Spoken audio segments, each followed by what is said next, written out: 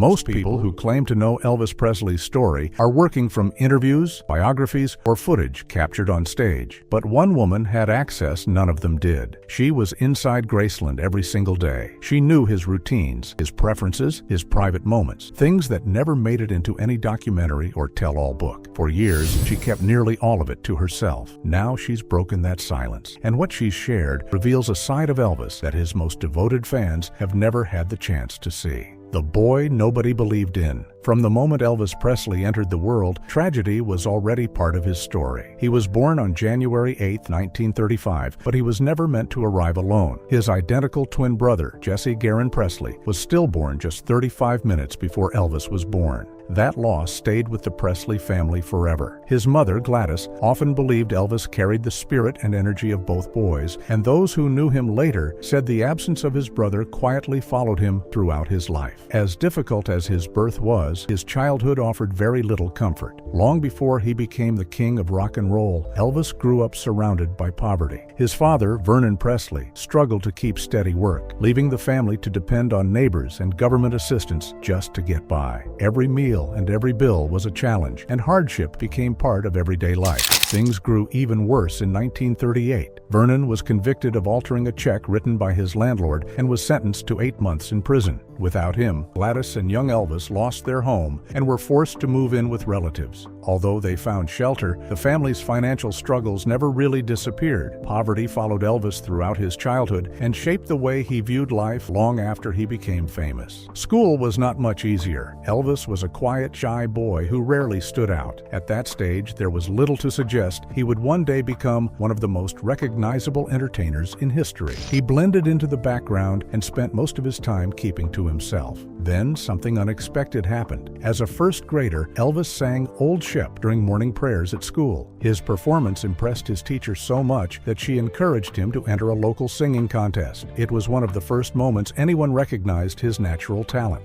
Although he finished in 5th place, the experience planted a seed. For the first time, performing felt like somewhere he truly belonged. Not long afterward came another moment that quietly changed his future. Like many young boys, Elvis hoped for a bicycle on his birthday. Instead, he received a guitar. At first, he was too shy to play it in front of anyone. The instrument stayed mostly in private, becoming something he practiced away from curious eyes. That eventually changed during middle school. Elvis began bringing the guitar with him every day, playing country songs during lunch breaks. While many students laughed, teased him, and called him names, he kept playing anyway. They mocked his appearance, criticized his close relationship with his mother, and dismissed his musical ambitions. Yet none of it was enough to make him stop. If anything, those experiences only strengthened his determination to be different. By the time he reached high school, Elvis was beginning to grow into the image the world would later recognize. His hair became slicked back with Vaseline and rose oil, his sideburns grew longer, and his confidence slowly started replacing the shyness that had defined his younger years. His wardrobe changed too. For years, he had admired the colorful, flashy clothing displayed in the shop windows along Beale Street. Eventually, he began wearing those bold outfits himself, embracing a style that stood out in a time when blending in was often the safer choice. As his confidence grew, so did his willingness to take chances. In April 1953, Elvis entered another singing competition.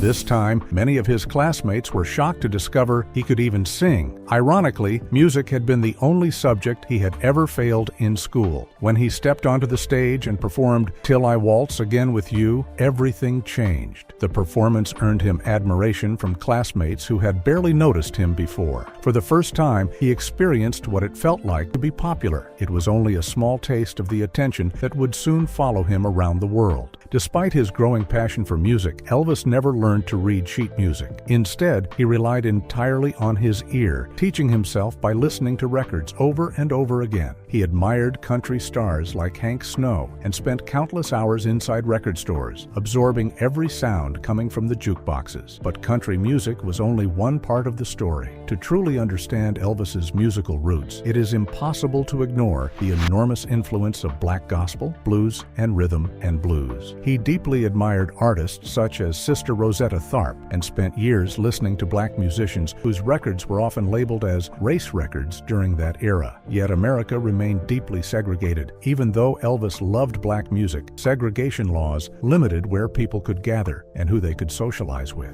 White audiences and black audiences were largely separated, and the racial barriers of the time shaped every corner of the music industry. Even so, black artists left a lasting mark on Elvis's sound. Their influence became one of the defining ingredients of his music. Ironically, the same influence that helped launch him to worldwide fame would later become the center of one of the biggest debates surrounding his legacy. By 1953, Elvis was determined to turn his dream into reality. He walked into Sun Records hoping for an opportunity, but success did not come overnight. Auditions ended in disappointment, and one local bandleader bluntly told him he would never make it as a singer. Few people believed he had what it took. Everything changed when Sun Records owner Sam Phillips took an interest in him. Phillips believed there was room in the market for a white performer who could capture the emotion and energy of black rhythm and blues. That belief led him to give Elvis a chance. The early recording sessions, however, were anything but successful. Hours passed without producing anything that excited anyone in the studio. Frustration filled the room, and it seemed another disappointing day was about to end. Then, almost by accident, everything changed. During a break, Elvis suddenly began playing That's All Right, transforming the slow blues song into something lively, energetic, and completely different. The performance immediately caught everyone's attention.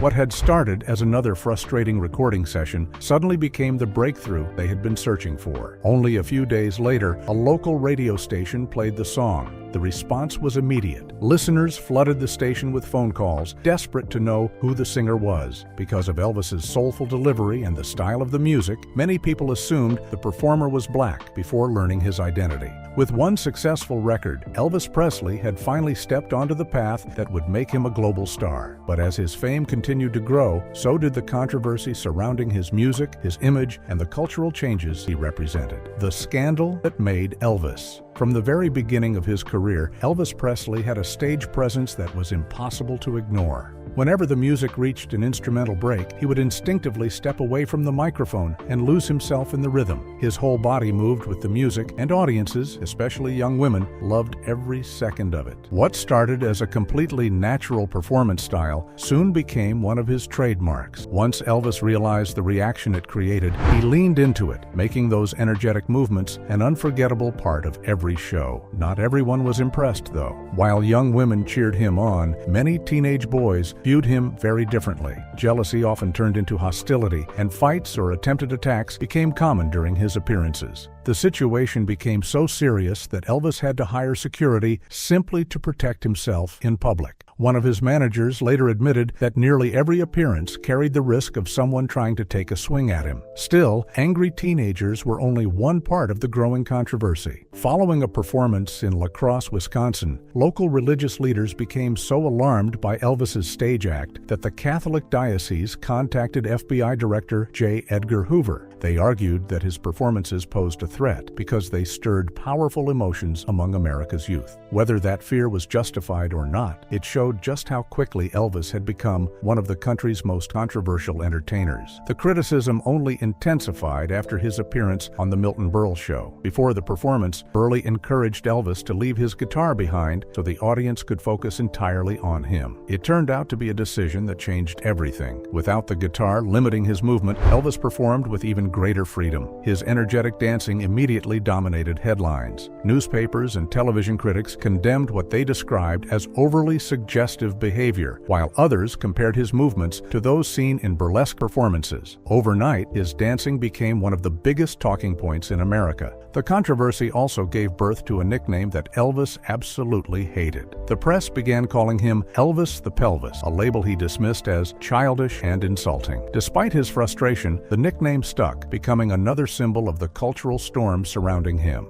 Ironically, the criticism only fueled his popularity. Every negative headline seemed to attract even larger crowds. Young women packed his concerts in record numbers, turning Elvis into one of the biggest heartthrobs of the decade. With so much attention from women, many assumed his personal life matched his public image. The reality was far more complicated. Long before romance entered the picture, the most important woman in Elvis's life was his mother, Gladys Presley. Their relationship was unusually close, and those around them often noticed the extraordinary bond they shared. From childhood onward, Elvis looked to his mother for comfort, guidance, and emotional support. They even shared private nicknames, spoke to each other in playful baby talk, and remained deeply attached well into his teenage years. Gladys, in turn, struggled with the idea of sharing her son with anyone else. As Elvis's career began taking off, that attachment created new challenges. His growing fame demanded constant travel, long recording sessions, and endless performances, leaving far less time for the close relationship they had always enjoyed. The separation proved incredibly difficult for Gladys. As Elvis spent more time on the road, she reportedly slipped into depression and increasingly relied on alcohol. Her health steadily declined as liver disease took its toll. Then, in 1958, while Elvis was serving in the U.S. Army, he received devastating news. Gladys had been hospitalized with a serious illness. He was granted emergency leave and rushed home, but only 2 days later, she passed away. Her death shattered him. Friends and family remembered Elvis as completely overcome with grief. He often described his mother as the person who meant more to him than anyone else, and losing her left an emotional wound that never fully healed. Even after her death, Gladys's influence remained a powerful presence in his life. Many biographers believe that every serious relationship Elvis entered afterward carried the weight of that loss. Whether consciously or not, many of the women he dated found themselves compared with the memory of the woman who had always occupied the most important place in his heart. One relationship, however, stood apart. Among the women Elvis dated before becoming a global superstar, Gladys reportedly approved of only one, June Juanico. The two met in 1955 after one of Elvis's concerts. Their romance was gentle and relatively innocent, never becoming the whirlwind relationship many expected. But June quickly realized that dating a rising star came with constant uncertainty. Women surrounded Elvis everywhere he went, and she often worried that someone else would eventually capture his attention. Those fears proved well-founded. As Elvis's career expanded into Hollywood, he began spending time with actress Natalie Wood. She had admired him for some time and eagerly accepted the chance to meet him.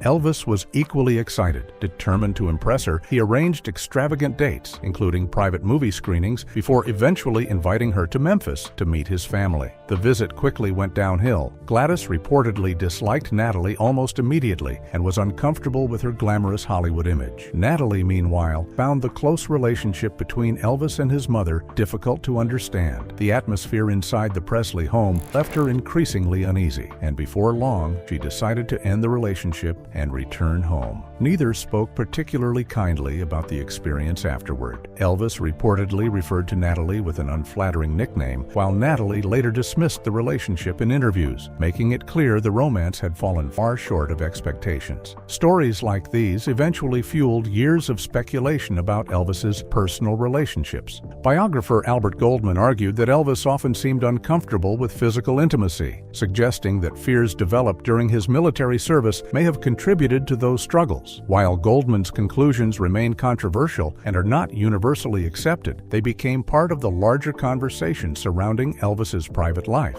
Several women who dated Elvis also described relationships that differed greatly from his public image. Actress Peggy Lipton claimed he struggled with intimacy. Cassandra Peterson later recalled spending an entire evening simply talking with him, and Rita Moreno described their brief romance as awkward rather than passionate. Those stories led many people to wonder why one of the world's biggest sex symbols often appeared so hesitant in his private life. One possible explanation came from his longtime friend and bodyguard, Alan Fortas. He believed Elvis sought emotional comfort more than physical relationships. According to Fortas, Elvis longed for someone who would care for him, reassure him, and offer unconditional affection, much like the comfort he had always found in his mother. Whether that assessment fully explained his relationships or not, one thing remained undeniable. While his personal life was often filled with uncertainty and emotional complexity, there was never any hesitation once he stepped onto a stage. Under the bright lights and in front of thousands of fans, Elvis Presley became exactly who he was born to be. When the king started falling. Elvis Presley's concerts quickly became unlike anything audiences had ever seen. Young women screamed, cried, and sometimes fainted at the sight of him. Every performance felt less like a concert and more like a cultural event. His music and stage presence helped push rock and roll into the mainstream, changing popular culture in ways that few artists ever have. Historians have often compared the excitement surrounding Elvis to the fan frenzy once created by Glenn Miller and Frank Sinatra. Sinatra, however, had little admiration for what Elvis represented. He openly criticized rock and roll, describing it as crude, artificial, and harmful to young people. To him, the new style of music lacked the sophistication and artistry he valued, and Elvis had become its biggest symbol. Elvis chose not to respond with hostility. Instead, he spoke respectfully about Sinatra, acknowledging his accomplishments while pointing out that every new generation faced criticism from those who came before it. Rather than fueling the feud, Elvis simply continued doing what he did best, letting his growing popularity speak for itself. As his career reached new heights, another chapter of his life quietly began to unfold. When Elvis entered the U.S. Army in 1958, he wanted to be treated like any other soldier. During his time stationed in Friedberg, Germany, he was introduced to amphetamines by fellow servicemen. At first, the pills seemed almost miraculous. They kept him awake, boosted his energy, helped control his weight, and were widely used by others around him. Like many people at the time, Elvis saw little reason to question them. What seemed harmless in those early days would eventually become one of the defining struggles of his life. Germany also introduced Elvis to someone who would shape his future in another way. In November 1959, he met 14-year-old Priscilla Beaulieu through a mutual acquaintance connected to the military community. Elvis was 24 years old. Despite the significant age difference, he immediately took an interest in her. Priscilla told him she was still in the 9th grade, yet the friendship continued to grow. Elvis entertained her by singing and talking late into the evening, leaving a lasting impression on the young teenager who believed the meeting would likely be a one-time experience. It was not. According to several biographers and people close to Elvis, part of his attraction stemmed from the fact that Priscilla reminded him of his mother. Some accounts also claim he privately believed her youth meant she could be shaped into the kind of partner he wanted. Whether viewed through the lens of history or modern standards, the relationship has become one of the most controversial parts of Elvis's life. As they spent more time together, Elvis eventually met Priscilla's parents to reassure them about his intentions. He presented himself as respectful and sincere, emphasizing that he enjoyed her company because of her maturity.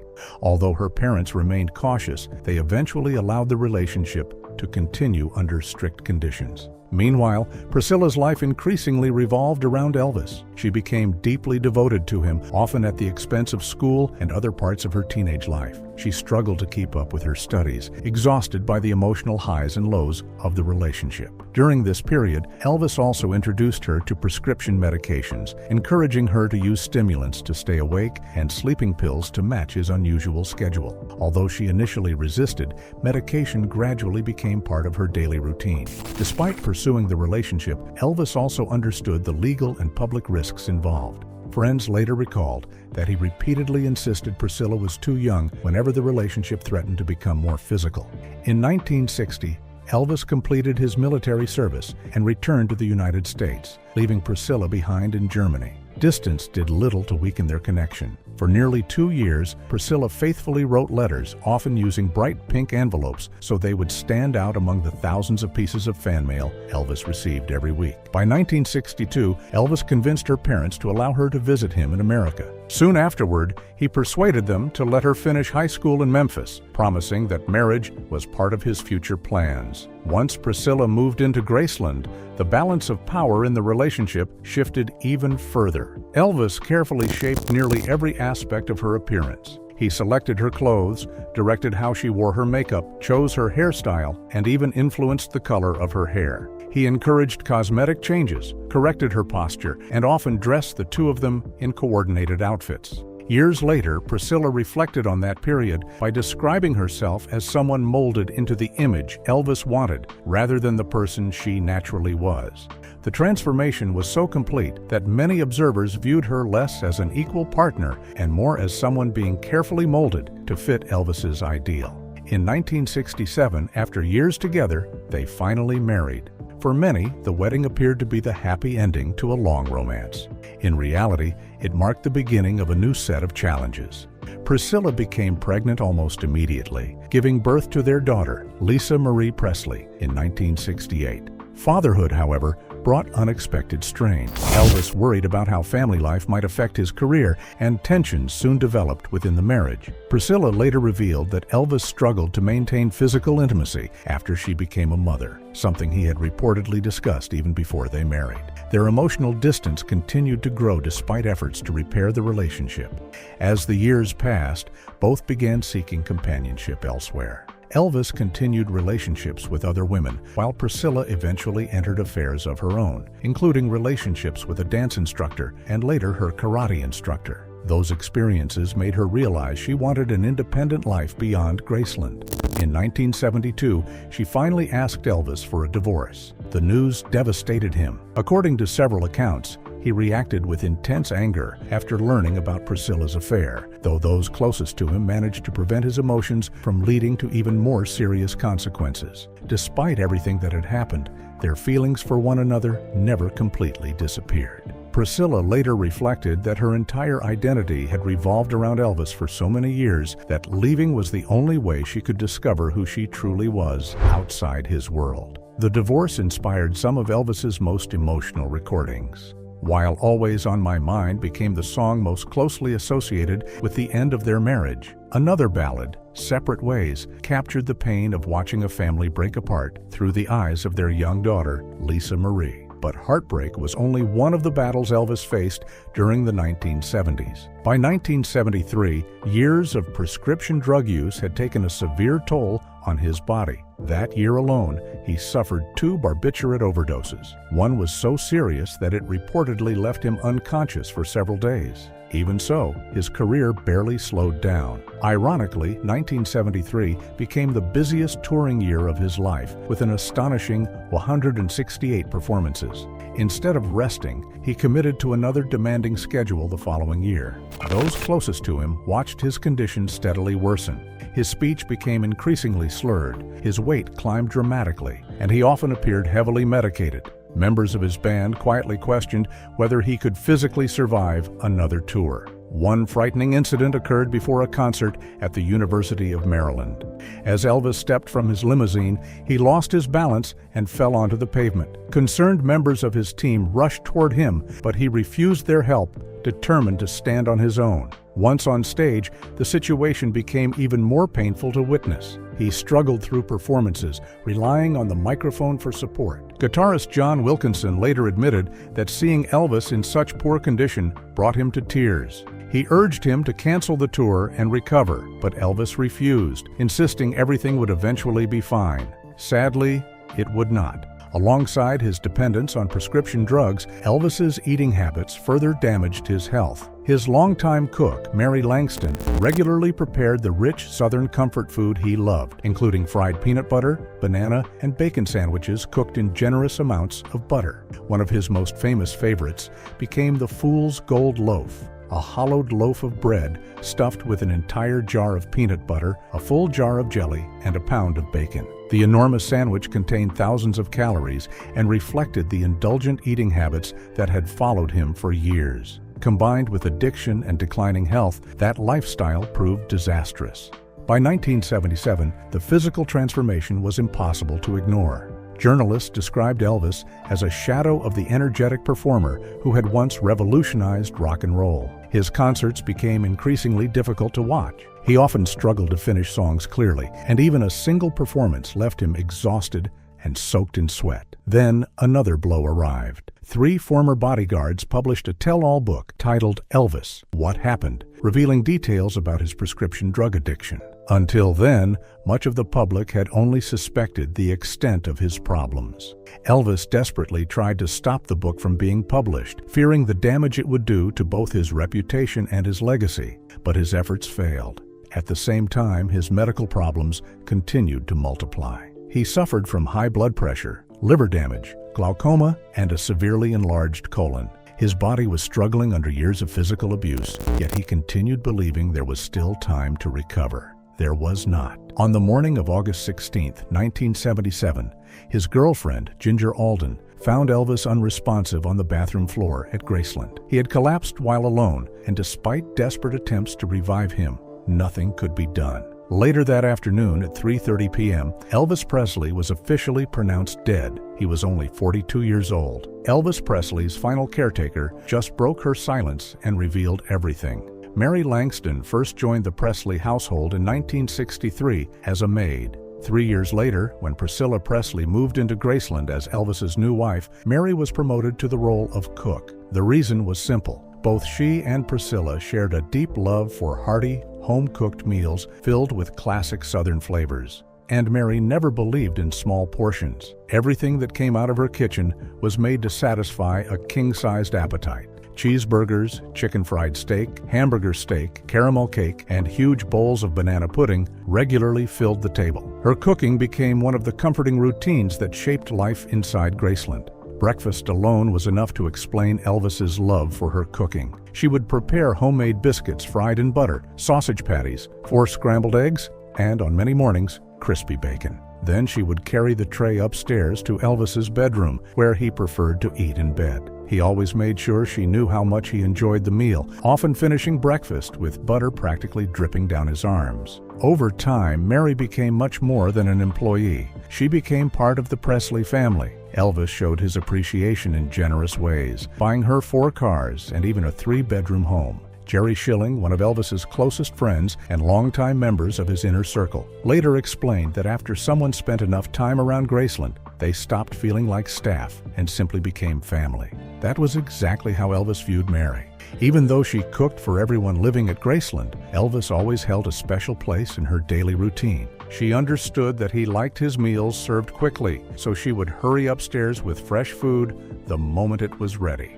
While everyone else waited downstairs for dinner, Elvis was already enjoying his meal from a tray in bed. The arrangement became such a regular sight that even his former bodyguard, Richard Davis, joked that while everyone else was sitting in the kitchen starving, Mary was upstairs chatting with Elvis. Mary also spent years correcting some of the stories that surrounded Elvis's eating habits. One rumor claimed he loved burnt bacon sandwiches, but she insisted that simply was not true. Elvis did not want burnt bacon. He wanted it cooked very crisp, and there was a big difference. When Elvis died in 1977, Mary did not immediately leave Graceland. She remained with the Presley family for another 12 years, continuing to cook for them just as she always had. Then, in 1984, she decided to share her memories by writing a book titled Memories Beyond Graceland Gate, publishing it under her maiden name, Jenkins. Her workplace was the famous wood-paneled Graceland kitchen, complete with its harvest gold and avocado green appliances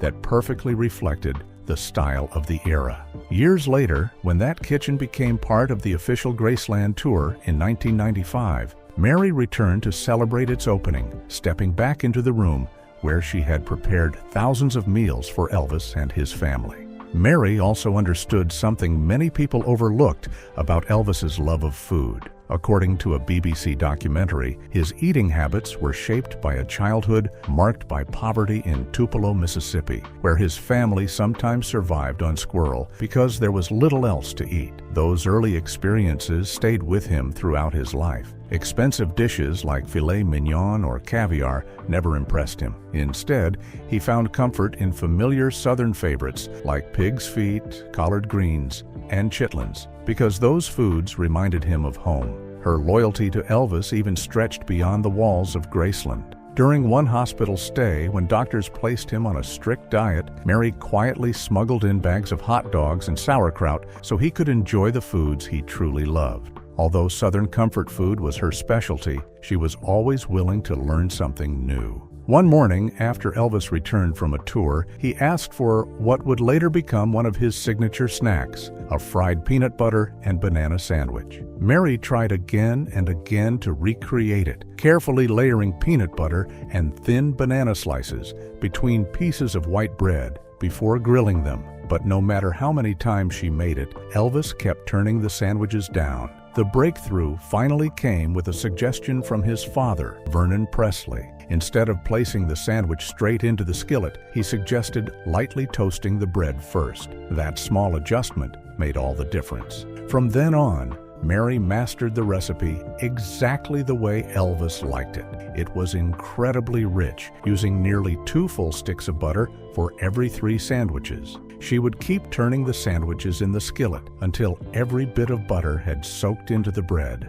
Only then were they ready. The recipe did not stay inside Graceland for long. After spending the day cooking for Elvis, Mary often went home and made the very same sandwiches for her own family. Her nephew, Mr. Mosley, later remembered that if Elvis was eating peanut butter and banana sandwiches at Graceland, everyone at home was eating them too, and they loved every bite.